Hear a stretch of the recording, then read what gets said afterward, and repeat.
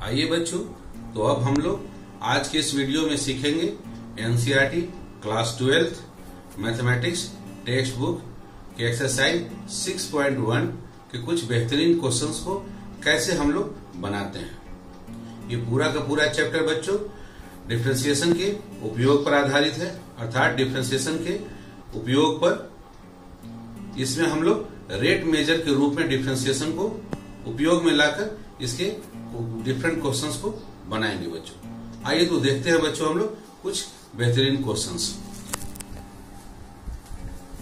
Application of derivative differentiation का उपयोग सीखना है बच्चों, जिसमें एक्सरसाइज 6.1 में एक उपयोग सिखाया गया है रेट मेजर कि डिफरेंशिएशन की मदद से हम लोग रेट को मेजर कर सकते हैं। तो एक्सरसाइज 6.1 का हम लोग क्वेश्चन नंबर 2 को लेते हैं बच्चों। ये पूरा का पूरा टॉपिक आधारित है बच्चों rate of change of quantity. एक क्वांटिटी दूसरे क्वांटिटी के रिस्पेक्ट में कैसे परिवर्तित हो रही है, परिवर्तन का क्या दर है, रेट का मतलब दर, किस दर से परिवर्तित हो रही है, उसके उपयोग में लाकर हम लोग क्वेश्चंस को बनाएंगे बच्चों।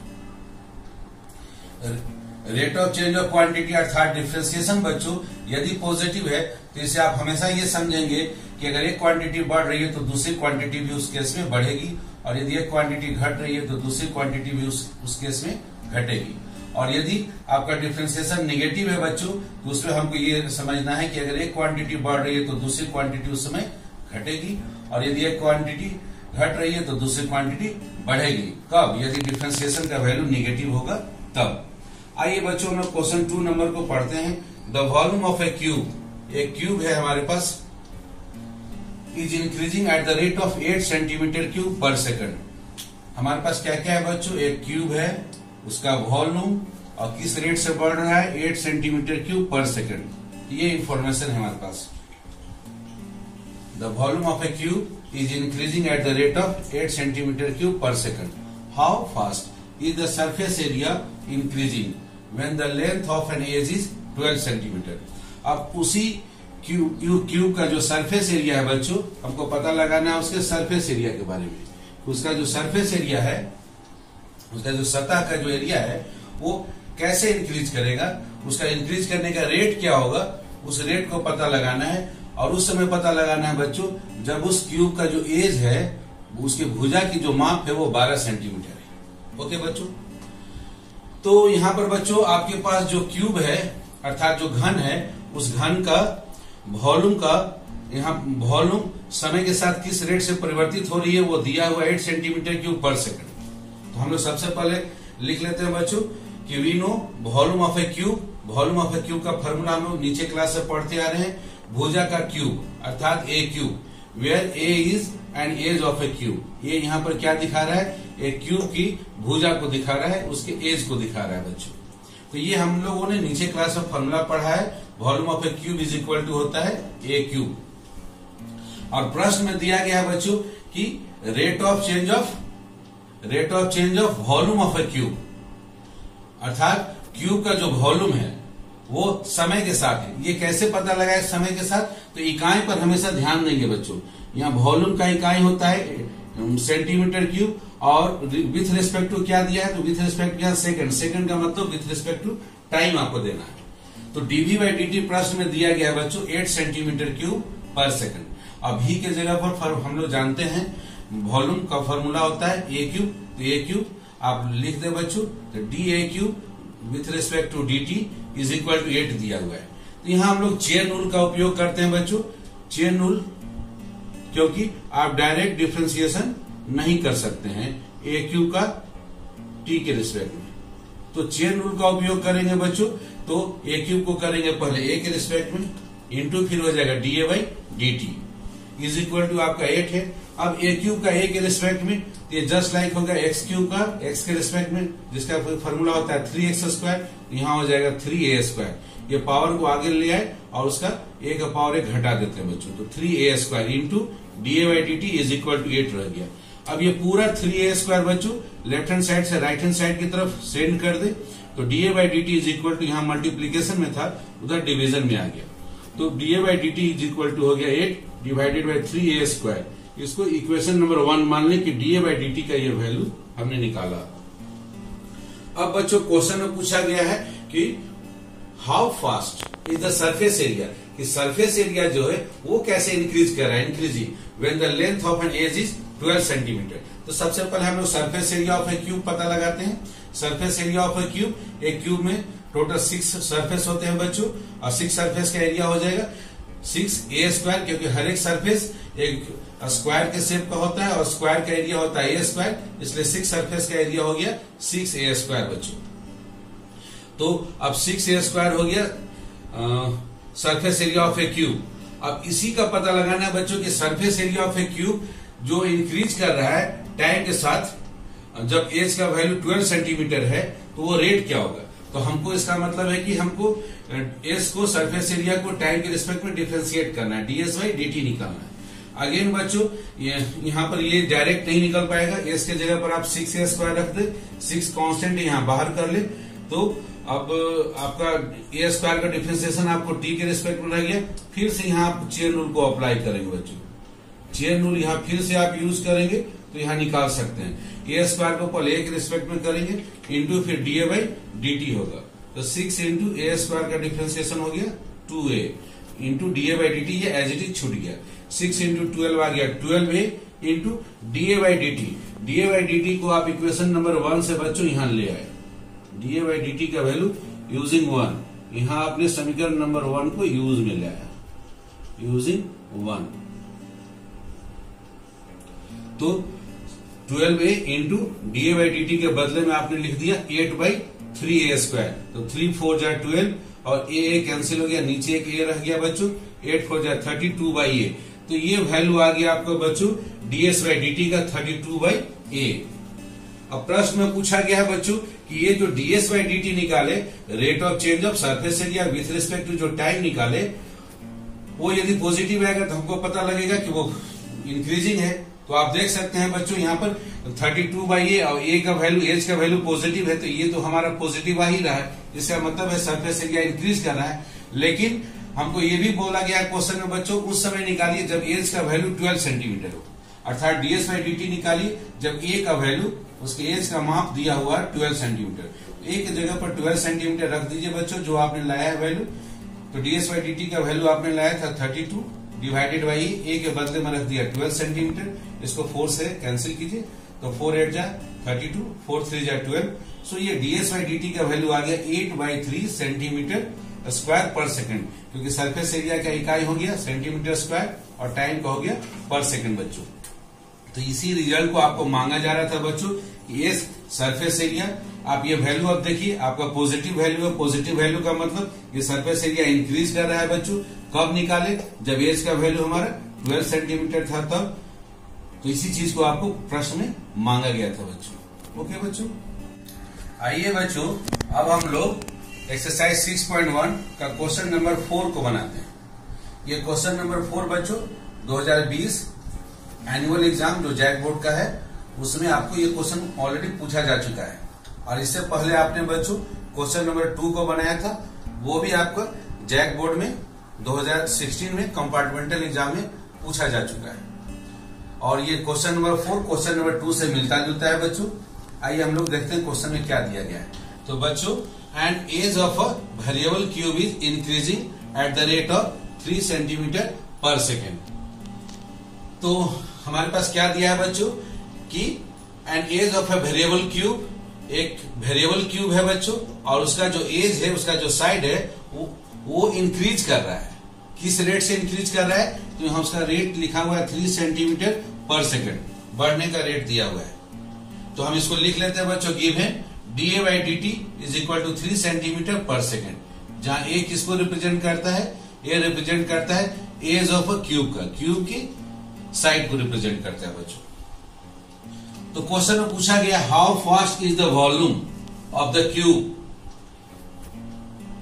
Increasing when the edge is 10 centimetre long. अर्थात बच्चों उस क्यूब का, उस घन का जो वॉल्यूम है, उसका जो आयतन है, वो किस रेट से इंक्रीज करेगा, उसके आयतन का या उसके वॉल्यूम के इंक्रीज करने का रेट क्या होगा बच्चों।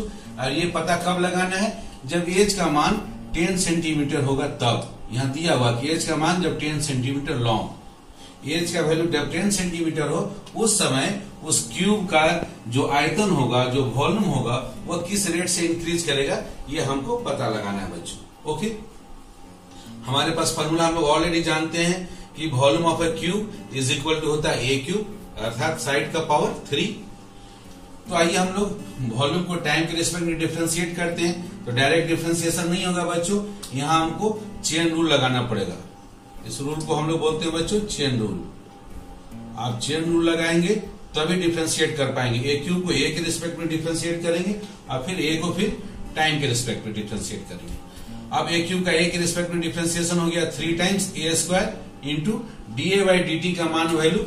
देखिए बच्चों, इक्वेशन नंबर 1 से हम यहां से निकालकर यहां पुट कर देते हैं। यूजिंग 1 से हम डीए बाई डी टी का मान निकालते हैं और पुट कर देते हैं, 3 रख देते हैं। तो 3 3 जा 9 ए स्क्वायर, ये आ गया वैल्यू आ गया डीवी बाई डी टी का बच्चों। और क्वेश्चन में पूछा गया है कि rate of change of volume with respect to time, कि वॉल्यूम या आयतन किस रेट से इंक्रीज कर रहा है। अगर पॉजिटिव आएगा तो ऑटोमेटिकली आप जान जाएंगे कि इंक्रीज कर रहा है बच्चों। तो उसी को पता लगाना कि वॉल्यूम किस रेट से इंक्रीज कर रहा है, जब साइड का मान हमारा 10 सेंटीमीटर दिया गया, एज का मान 10 सेंटीमीटर दिया गया है। अर्थात ए के जगह हम 10 रख देंगे बच्चों, तो 9 इंटू ए के जगह 10 रख दिए तो 10 का स्क्वायर 100 हो गया, 100 इंटू 9 900 आ गया बच्चों।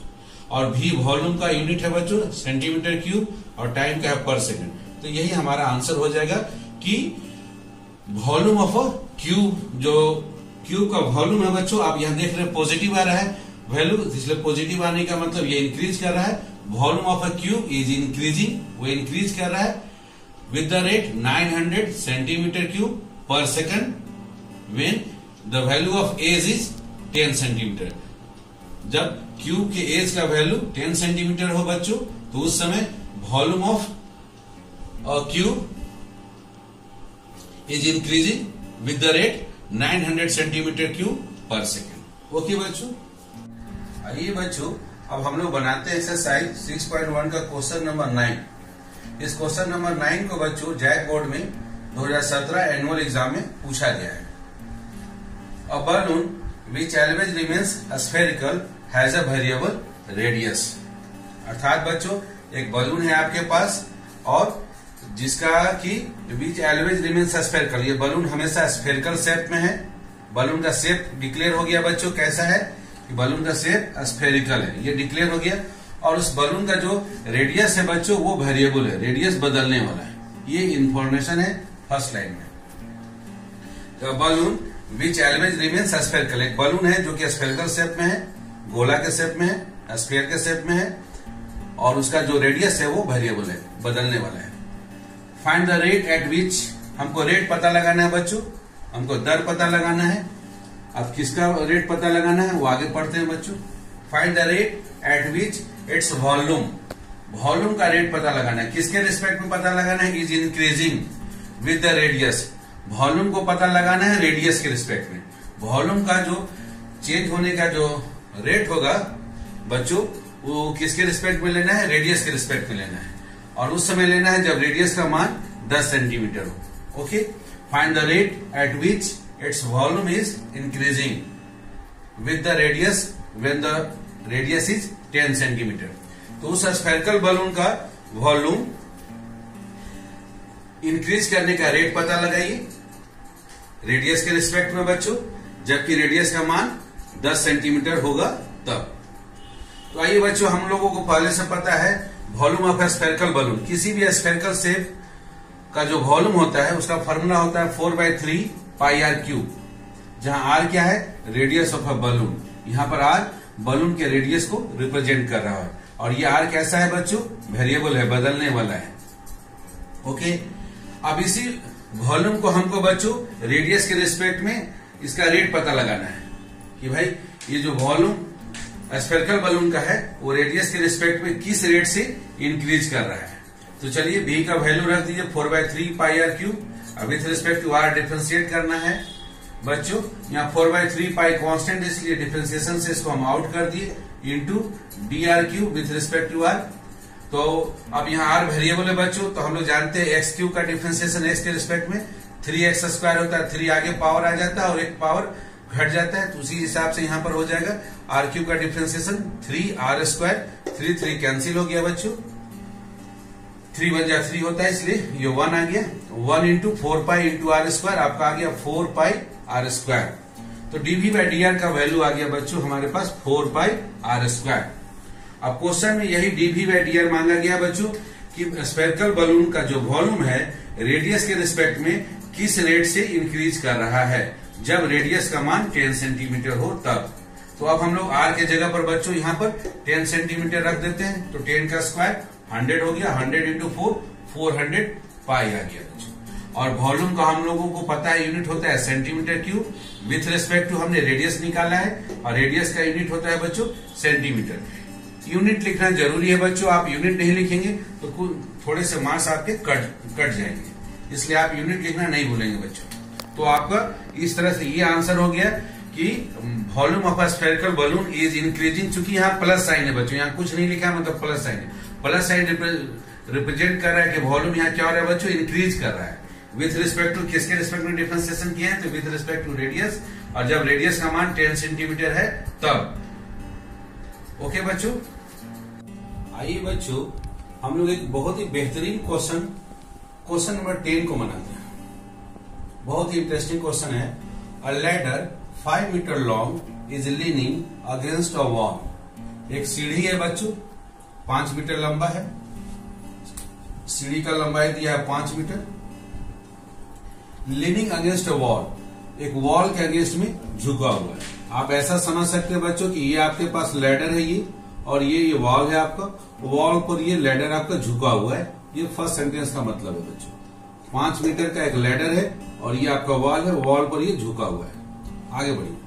The bottom of the ladder, ladder का बॉटम यहां पर है बच्चों, the bottom of the ladder is pulled along the ground away from the wall at the rate of 2 centimetre per second.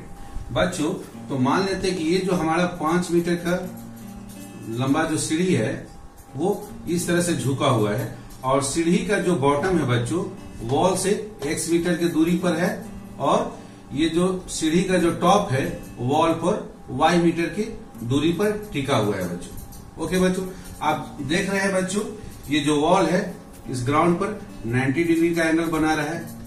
ये आप नीचे के क्लास में पढ़े हैं कि राइट एंगल ट्रायंगल में पाइथागोरस थ्योरम लगा सकते हैं, हाइपोटेन्यूज का square is equal to perpendicular square plus base square लगा सकते हैं बच्चों। ओके, और यहाँ एक चीज और दिया गया है बच्चों कि 2 सेंटीमीटर पर सेकंड के स्पीड से आपका ये जो लैडर का बॉटम है उसको खींचा जा रहा है बच्चों। इस लैडर को अब कुछ देर में बच्चों लैडर का पोजीशन कुछ इस तरह का हो जाएगा, ये लैडर ऊपर से खींचकर कुछ इस तरह के पोजीशन में चला जाएगा बच्चों, और इसी तरह से एंड सो ऑन ये होता जाएगा। नेक्स्ट है बच्चों how fast is it's height. तो ये जो हाइट है वाई भी, how fast is it's height on the wall decreasing. ये जो वाई है बच्चों ये डिक्रीजिंग का क्वेश्चन पूछा जा रहा है कि वाई किस रेट से डिक्रीज कर रहा है, घट रहा है। तो यहां देखिएगा बच्चों जो रेट आएगा हमको लास्ट में वो नेगेटिव आएगा, इसलिए और भी इंटरेस्टिंग क्वेश्चन हो गया। How fast is it's height on the wall decreasing. Wall पर जो इसका हाइट है किस रेट से डिक्रीज कर रहा है। When the foot of the ladder is, जब लैडर का जो फुट है बच्चों एक्स का जो वैल्यू है जब 4 मीटर की दूरी पर हो वॉल से, जब एक्स का वैल्यू हम लोग 4 मीटर ले उस समय हमको पता लगाना है कि ये जो वाई का डिक्रीज करने का रेट है वो क्या है बच्चों। ठीक है बच्चों, तो आइए हम लोग मान लेते हैं कि let y be the height of the wall. किस वॉल का, ये वॉल जो है सीधा जो वॉल है उसका हाइट को वाई मान लेते हैं, and x be the distance of the foot of the ladder. ये जो लैडर का फुट है यहाँ पर उसका दूरी है वॉल से, and x be the distance of the foot of the ladder from the wall. Wall से दूरी है लैडर की फुट की बच्चों।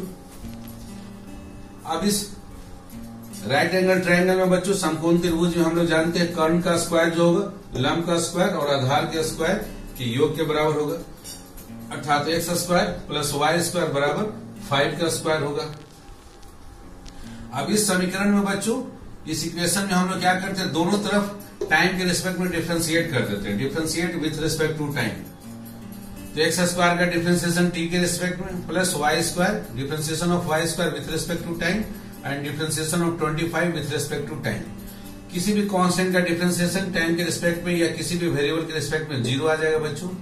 और इसमें चेन रूल लगाएंगे, एक्स स्क्वायर का टी के रिस्पेक्ट में नहीं निकलेगा तो एक्स स्क्वायर का सबसे पहले एक्स के रिस्पेक्ट में डिफरेंशिएशन इंटू फिर से dx बाई dt प्लस उसी प्रकार से बच्चों वाई स्क्वायर का डिफरेंशिएशन पहले वाई के रिस्पेक्ट में निकालेंगे इंटू फिर वाई का टी के रिस्पेक्ट में इज इक्वल टू आ गया बच्चों 0। और हमको क्वेश्चन में दिया हुआ बच्चों, ध्यान देखिए आप यहां पर, ध्यान देखिए,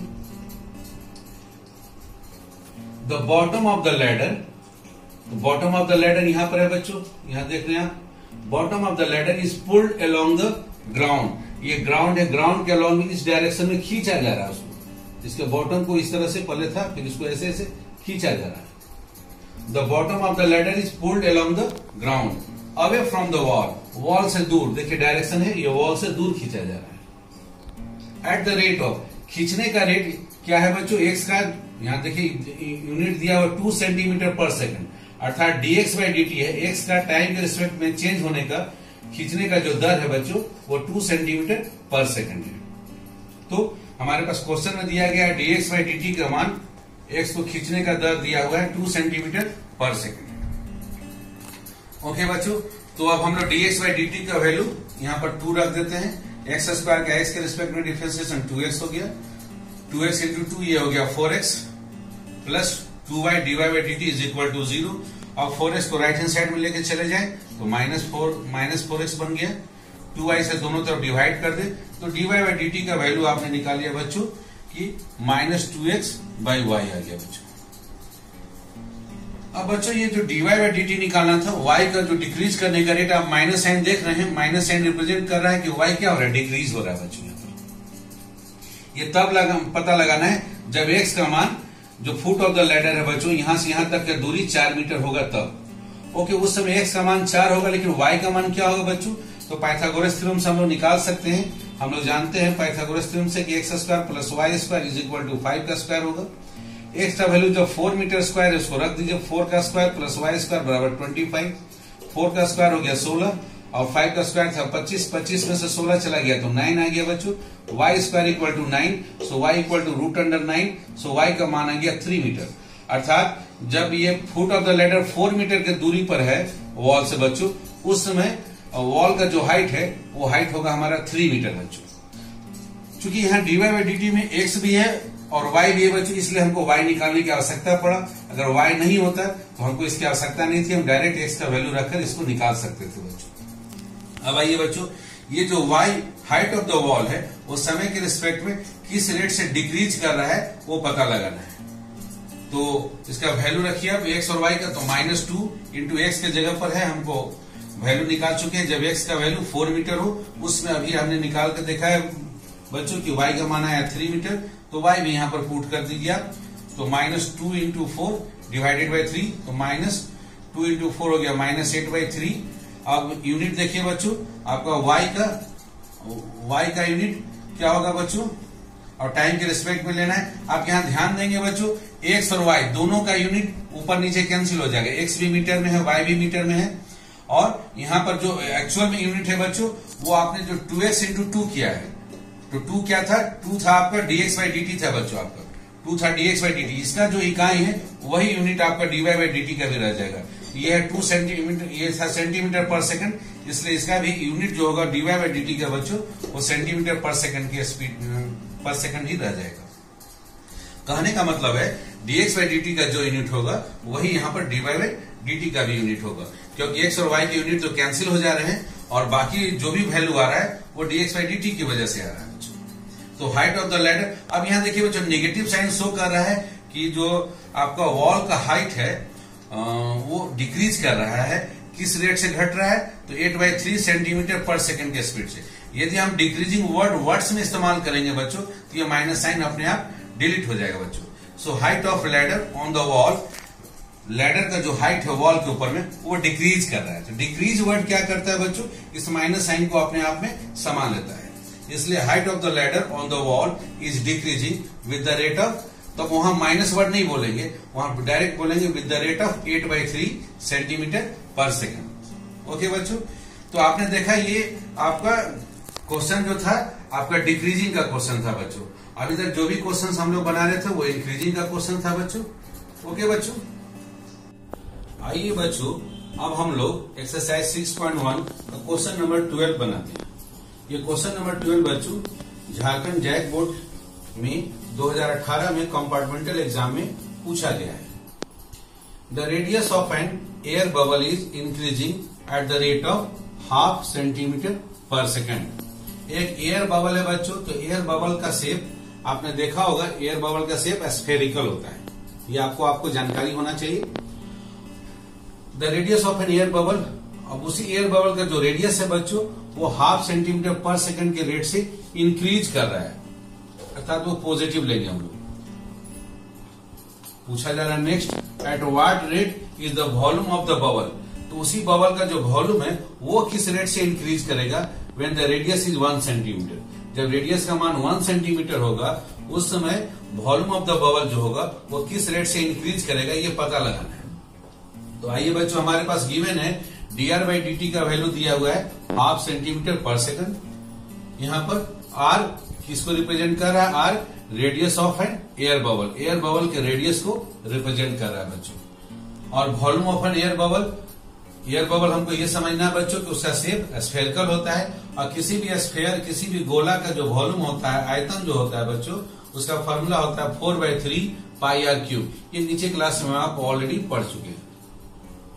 हमको क्वेश्चन में पूछा जा रहा है कि volume of an air bubble जो भी है, भी से रिप्रेजेंट कर रहे हैं, वो भी टाइम के रिस्पेक्ट में किस रेट से इंक्रीज कर रहा है। तो भी को हमको टाइम के रिस्पेक्ट में डिफरेंशिएट करना होगा, dv/dt पता लगाना होगा, तो differentiate both sides with respect to time.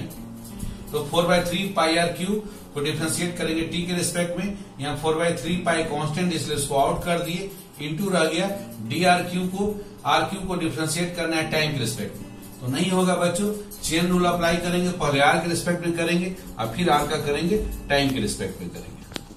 r³ का r के रिस्पेक्ट में डिफरेंशिएशन हो गया 3r² बच्चों।